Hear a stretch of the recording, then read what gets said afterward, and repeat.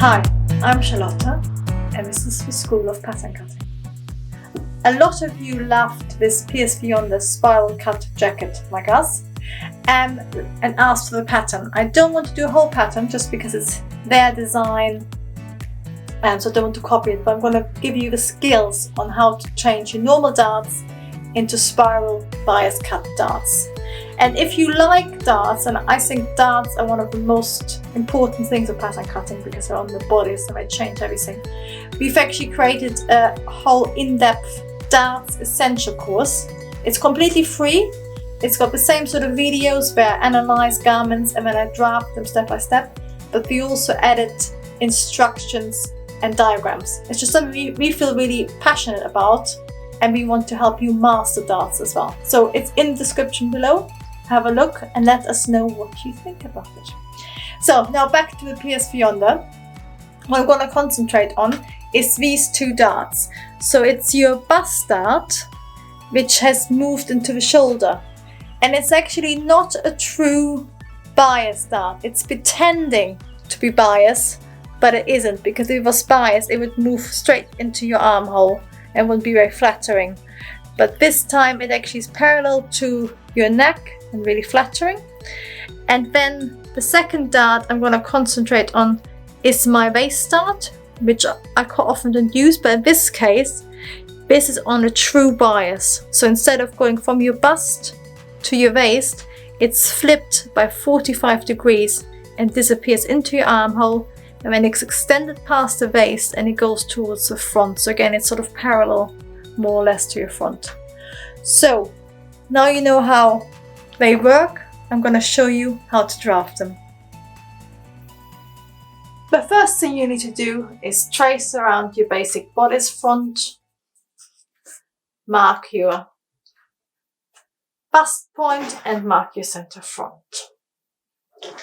So I'm just going to show you the principle of changing your normal darts into spiral cut darts, and it's the same as a bias cut garment, but the jacket is sort of, it's teasing you because some of it is pure bias and some is just style lines which look like bias. So the first thing I'm going to do is change my bust line dart into a sort of bias looking dart, which isn't actually on a pure bias, because if you would go on a pure bias, it would be like this.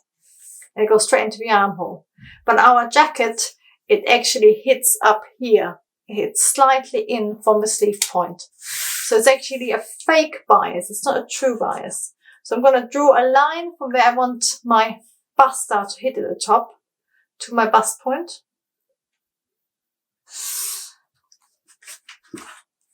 And I need to cut into that line, open it up and close my bust line.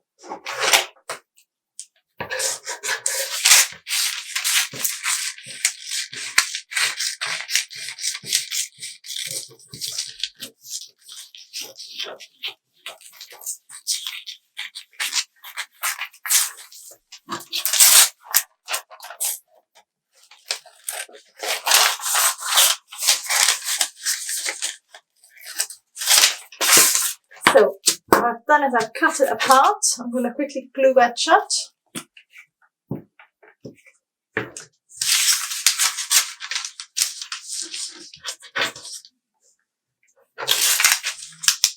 And I'm going to put some paper that's glued shut. And this is my new dart. I'm going to put some paper behind it.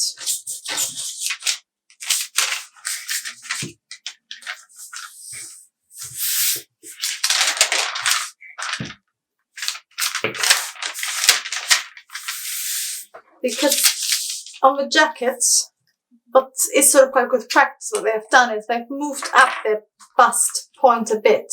So I'm just going to measure about 3 to 4 centimeters off my original bust dart and then redraw my dart. And that just means it's a bit more flattering because you don't have that pointy bit on your bust line. So this is my new bust dart, which is going to look like it's cut on the spiral. And what I've done now, I've got space here so I can make my race dart spiral cut. So I've got one line coming in like this, and I want the line to be repeated like that. So what I need to do is mark the middle of my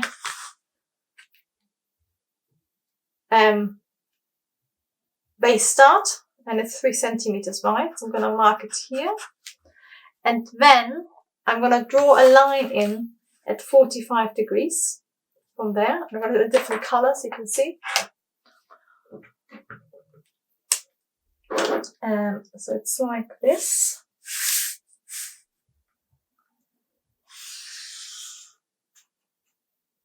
And then it's also going to extend towards my front.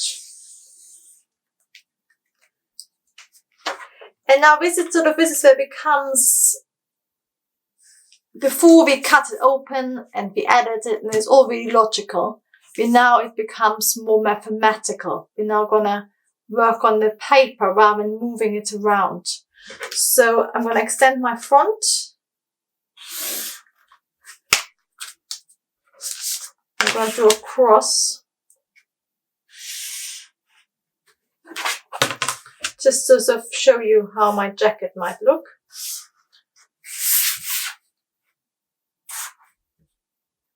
Okay, so now for a tricky maths part. I basically want a dart which starts here, then pinches out my volume at the waist, and then goes to nothing at the front. So what I'm going to do is I'm going to pivot my dart point to here, and then another dart point to there. So you can't do it by cutting and moving around. You're just going to have to draw it on and then double check it's right on the 12. But it's all about making sure this is a true bias. So what you do is you mark the width of your base dart, which is 1.5. You mark it on the bias. So you're going to draw your new width on there at the bias, so it's all on bias to the center front. And you're going to mark the width again, which is 1.5 either side. And then you're going to draw it to nothing at the side seam. Sorry, like this. And then the identical one towards the center front. And that means that you can see you now got your bust dart pivoted out to the top. So it's not true bias, but pretending to be bias. And then you've got your waist dart at 45 degrees as well. And you can see that will give you exactly the look of your spiral cut. So this is just a sort of principle of how to do it. But as I said before, we're working on a whole bias course. So we're going to go through all the different bits like sleeves, bags, dresses, coats.